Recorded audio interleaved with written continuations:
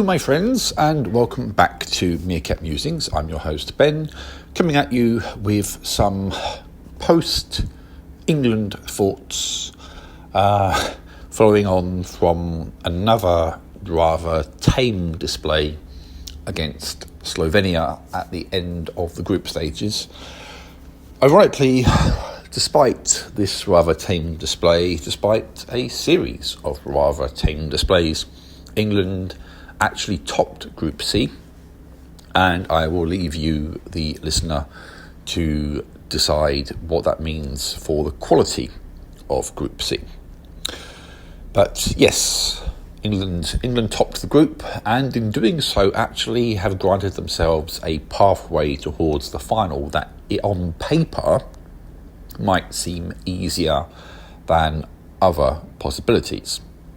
However, there is a popular saying, football is not played on paper, it's played on grass, and there is certainly no guarantee of an easy ride in any way, shape or form for England from this point forward. We have to assume that our opponents in the next round, who will be Slovakia, will be motivated and that they will be organised and they will aim to frustrate England. And they will have watched the first three games. I guarantee you that the Slovakians will be studying England's performances over those first three games, and they'll be looking for possible problems for them. They'll be looking at how they can cause England problems, and I don't think they'll necessarily have any reason to be concerned because, now let's face it, England have been pretty poor. Now, to offer up a crumb of mercy towards the England team, there have been some inconsistent performances from some of the other so-called heavy hitters in the European realm so far. The only team to win all of their group matches was Spain, and everyone else produced a veritable mixed bag of performances. No one has really stood out and gripped this tournament and tried to make it their own just yet. I mean, Germany had a statement win against Scotland in the opening game, but after that they didn't necessarily shine. France blown hot and cold, same with Italy, the same with Portugal. There were teams who you perhaps wouldn't expect to be looking dangerous, who have been dangerous. Austria have caught the eye with some of their performances, and you have to tip your hat to Georgia, who beat Portugal and you know what, looked convincing in many respects in doing so to reach the knockout stages at the first time of asking in the European Championships. So there's lots of inconsistency out. There's lots of inconsistency out there from the so-called big teams, and there are nations that you wouldn't associate with international success who are playing pretty good football and looking perhaps like they could be threatening. So it's maybe slightly unkind to single out England for their poor performances here. However, one thing that I think we also have to remember is England have produced a trio of distinctly underwhelming, very poor, very tepid, very, shall we say, nervous. Well, in fact, not even nervous. I don't know. They've just been very kind of withdrawn in those first three matches. It's daft because against Serbia, when we, prior to scoring, when we were going for it, we looked quite good. The same could be said of the opening spell against Denmark. But as soon as we scored, that was it. England shut up shop and played this extremely slow, sideways game. Not much urgency, not much momentum. And okay, the aim of the football is, the aim of any football match is to win. Okay? And if England were to win the European Championships or the World Cup by winning every single match 1-0, I would take that. I would accept that. However, we do not have the ability to shut off a game like that. To win matches like that on a consistent basis, you kind of need old school, classic Italian defending thinking. And you need to have players who are extremely comfortable on the ball, that can completely control and dictate the tempo of a match. And that's not England. Okay, we don't have the means to control the tempo in that way. We have got players who are good on the ball, and in theory, our passing should be a lot better, and that's a different issue. But we're not a team. We have never been a team that can play football in that way. When we tried to against Denmark, we wound up drawing, and if we try that against teams that have arguably more dangerous players, if we try that against the likes of France, for example, then I fear we'll be on to hiding to nothing. Because I cannot conceive of how England would contain the attacking lineup of say, France or Spain or Portugal, or indeed most of the other teams in the tournament. If we played Georgia in the next round, on the basis of how Georgia played against Portugal, I think that England would be in trouble. I really do. The Portuguese were trying to win the game, and they got caught on the counter-attack a couple of times, but England maybe wouldn't even try, and therein lies a problem. England would sit back, maybe England would score a goal, and then they would sit back and just absorb pressure. One of the things about playing that kind of 1-0 win mentality is you're supposed to keep the ball. One of the things that we were not very good at in our opening 3 games was keeping the ball. We kept giving the ball away.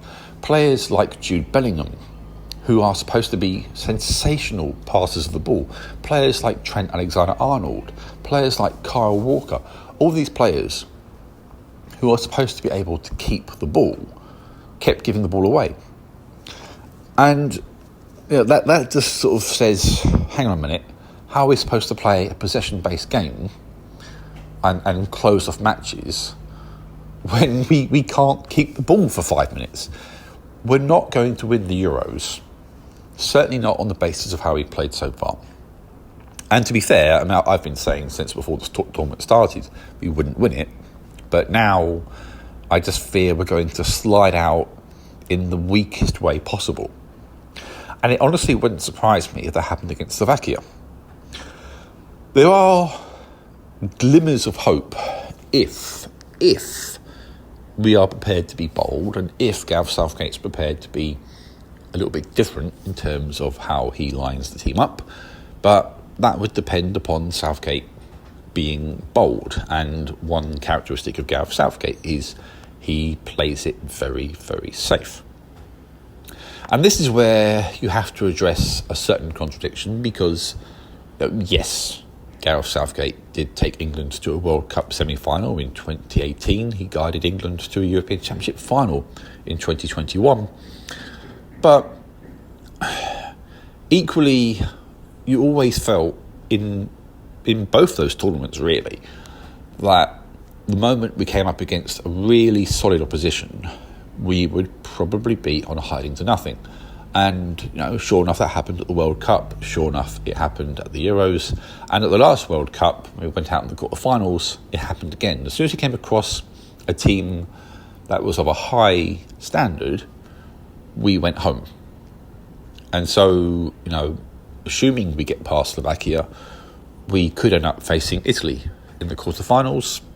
We'll probably go home then, if we're not undone by a plucky and determined Slovakia side, who have, of course, already beaten Belgium. That's a different story, because Belgium have their own problems. Belgium, like England in some respects, have produced a golden generation of footballers who are now coming to the end of their careers and squandered them. They've squandered some opportunities there. As I say, much like England. So is their defeat to Slovakia that much of a surprise? If you go by FIFA rankings, Belgium are actually third. But FIFA rankings don't always tell the full story. mean, England are fifth, I think, in the world rankings, and England are certainly not the fifth best team in the world, no, even close. So it goes to show you can't trust FIFA rankings with these things. But, yeah, I mean, I remain distinctly pessimistic about England's fortunes, and I don't think we're going to go very far, even if we go beyond Slovakia. We'll max out at the quarterfinals. We're certainly not going to get to another final unless there is a dramatic change in the approach of Southgate and also of the approach of the players who bear their own responsibility for England's performances. They make all the right noises. They say, tournament football is tough, we're not going to win every game 5-0. We're up against determined opposition. Yes, I understand all of that, but after a while it sounds like excuses. When you play poorly again and again and again, you have to look at yourselves. These players who are earning insane sums of money and who, for their clubs, produce the goods week in, week out. I mean, Foden, Bellingham, Kane, all of them sensational at club level this season. You have to say, look, you are representing your country. You should be wearing the three lions with pride. You should be fighting for every ball and every opportunity. And if you're not doing that, then you're not really representing the three lions on your shirt very well. So these players need to step up a gear. They're capable of doing so. They absolutely need to start doing so. And I think Southgate needs to change his system. There's been questions around why Phil Foden has been playing on the left side of the pitch when he is perhaps more suited to the right side of the pitch. There's been questions as to exactly how we're deploying the central midfield pairing of Rice and initially Trent Alexander-Arnold and then Gallagher. There's been questions around whether or not that's really affording Bellingham his best position. So, we've got to look at this and think, right, what can we do from an attacking sense?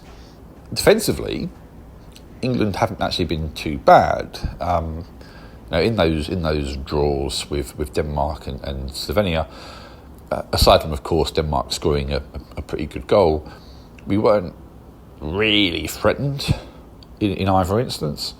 But it's just the deeper you sit, the more possession you concede to your opponents, the more territory you give away, the more that teams with more skillful players will find a way to hurt you. Players, admittedly, he's not really fired all cylinders so far. Players like Mbappe, for example, will find a way to kind of dig in and get through and hurt you. So you can't afford to have a style of play that says defend deep for 85 minutes after scoring an early goal. That's not what England can do. We're not capable of absorbing pressure like that in the long run. You've got to be willing to have a go.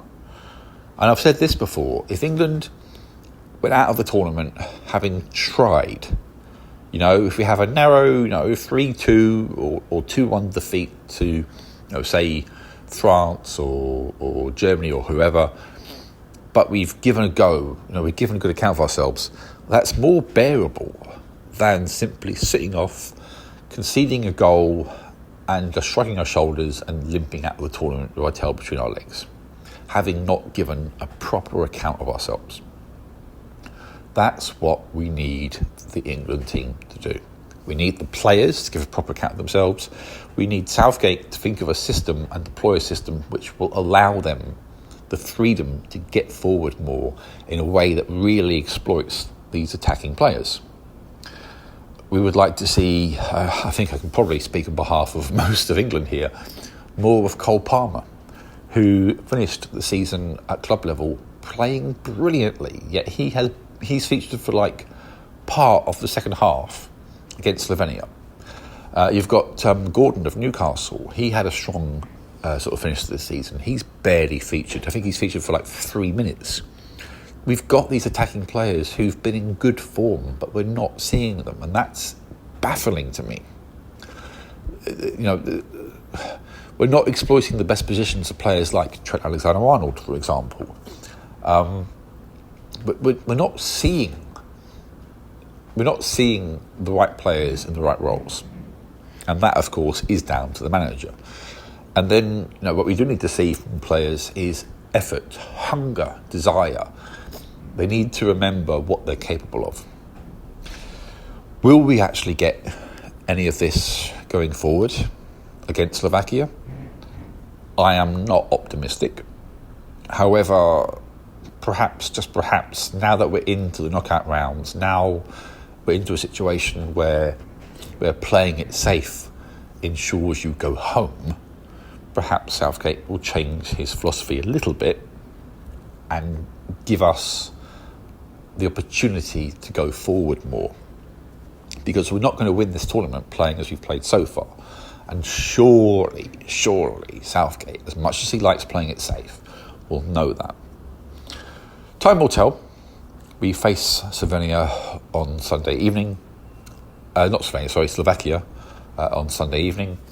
And, well, we will all just have to wait and see if miracles can come true.